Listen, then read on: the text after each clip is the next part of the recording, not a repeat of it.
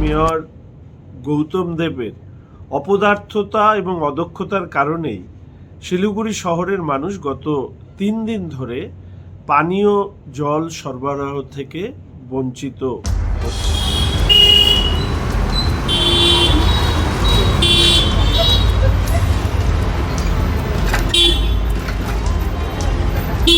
সিকিমে যখনই বিপর্যয় ঘটে, সিকিমে তো ব্যাপক হারে বৃষ্টি হচ্ছে, সেই সঙ্গে ধস নামছে, এবং আমাদের শিলিগুড়ি টোটাল পানীয় জলের ব্যাপারটাই হচ্ছে পাহাড়ি নদীর উপরে নির্ভরশীল, যেটা তিস্তাতে প্রচুর পরিমাণে পলি চলে আসছে। সেখানে পলির সঙ্গে গাছের নুড়ি কাটা বাটা যা আছে সব আসছে।